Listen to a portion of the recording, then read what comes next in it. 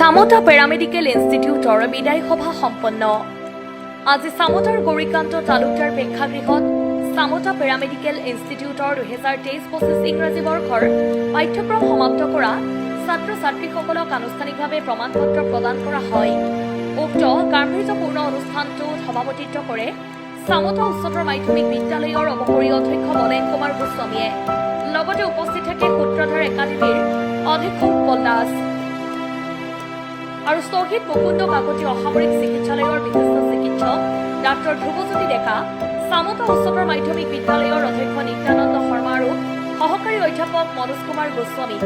সন্ধিয়ালৈ জনপ্ৰিয় কণ্ঠশিল্পী জেকি ৰাজৰ গীতৰ শৰাইৰে অনুষ্ঠানটোৰ সামৰণি কৰে।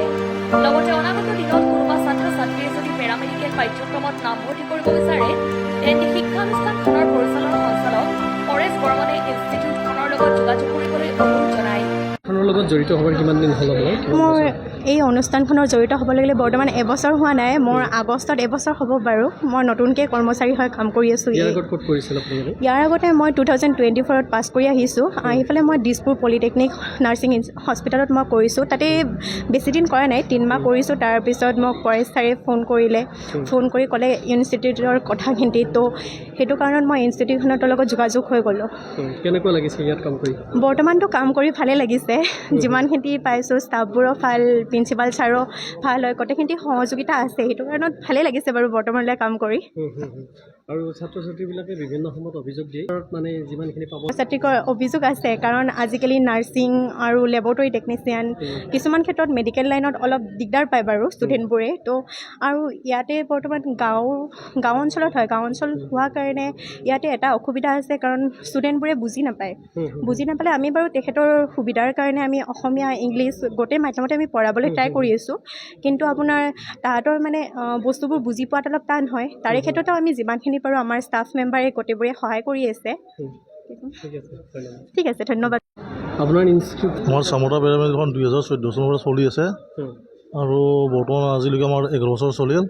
আমাৰ পেৰামেডিকেলৰ প্ৰতিষ্ঠাপক আছিল ডাক্তৰ বিৰজানন্দ শৰ্মা ছাৰ, আৰু তেখেতৰ নেতৃত্বত আমি প্ৰথম চামোতা পেৰামেডিকেলখন আৰম্ভ কৰিছিলোঁ। আপোনাৰ মনলৈ কেনেকৈ? যিহেতু আমাৰ গাঁও অঞ্চলৰ ছাত্ৰ ছাত্ৰীবিলাকে বহুত দূৰত মানে পেৰামেডিকেল সম্পৰ্কীয় পঢ়িব লগা হ'লে বহুত দূৰত যাব লগা হয়। সেইকাৰণে মই ভাবিছিলোঁ যাতে ষ্টুডেণ্টখিনি খুব অতি কম খৰচত গাঁও অঞ্চলতে শিক্ষা গ্ৰহণ কৰি পেলাই তেওঁলোকে একোজন সুস্থ নাগৰিক হিচাপে একোখন চিকিৎসালয়ত কাম কৰিব পাৰে। প্ৰথম সময়ত আমাৰ ষ্টুডেণ্ট মাত্ৰ 6জন আছিল। আমি ঘৰলৈ গৈ ষ্টুডেণ্ট গাৰ্জেনক বুজাইছিলোঁ আৰু তেখেতৰ জৰিয়তে আমি বহুত কষ্ট কৰি ষ্টুডেণ্টবিলাক ওলাই আনিছিলোঁ। লাহে লাহে যথেষ্ট কম আছিল। পিছত আমাৰ যিবিলাক ষ্টুডেণ্টে মানে বাহিৰত বিভিন্ন ঠাইত কাম পালে, বিশেষকৈ গুৱাহাটী অঞ্চলত আমাৰ বিভিন্ন নাৰ্ছিঙত কাম কৰি আছে, আৰু তাৰপিছত লাহে লাহে তেওঁলোকক দেখা পাই অন্য ষ্টুডেণ্টবিলাক আমাৰ পঢ়িবলৈ আগবাঢ়ি আহিল। আৰু নতুন আমাৰ চামোতা পেৰামেডিকেলত অতি কম খৰচত শিক্ষা গ্ৰহণ কৰা হয়, আৰু তেওঁলোকক অতি কম খৰচত ইয়াত পঢ়ি পেলাই বিভিন্ন ঠাইত কাম কৰাৰ সুবিধা পাব। সেইকাৰণে আমি তেওঁলোকক ইয়াত পঢ়াৰ কাৰণে। নলবাৰীৰ পৰা ভৱজিৎ বৰ্মনৰ report, IND 365 Assam north east.